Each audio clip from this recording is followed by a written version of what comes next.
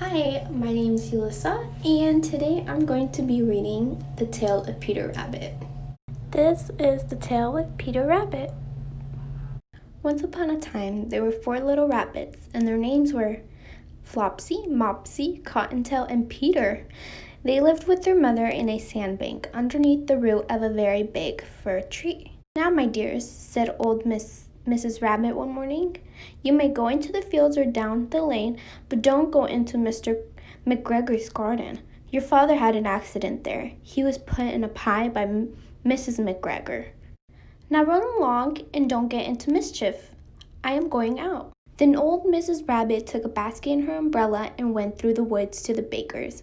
She bought a loaf of brown bread and 5 currant buns. Flopsy, Mopsy, and Cottontail, who were good little bunnies, went down the lane to gather blackberries. But Peter, who was very naughty, ran straight away to Mr. McGregor's garden and squeezed under the gate. First he ate some lettuce and some fresh beans, and then he ate some radishes. And then, feeling rather sick, he went to look for some parsley.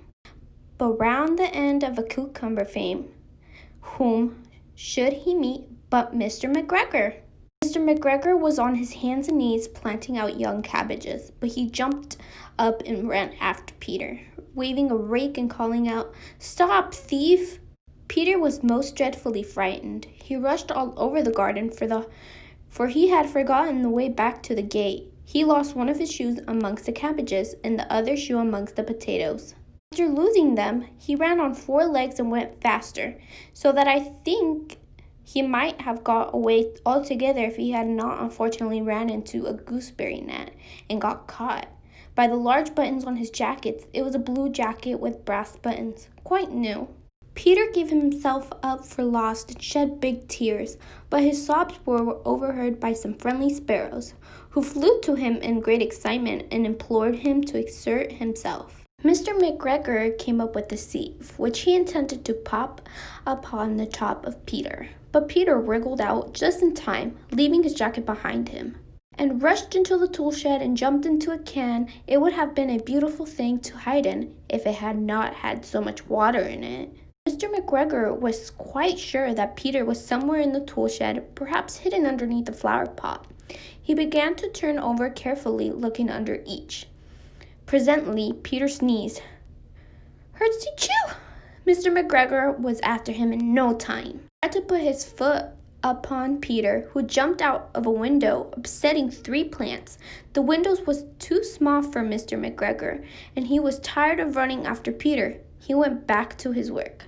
Peter sat down to rest. He was out of breath and trembling with fright, and he had not the least idea which way to go.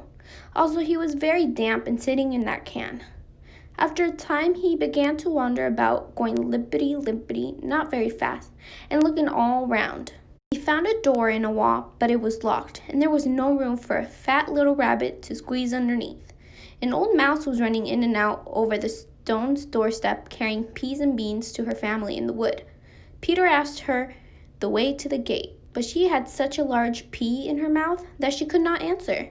She only shook her head at him. Peter began to cry.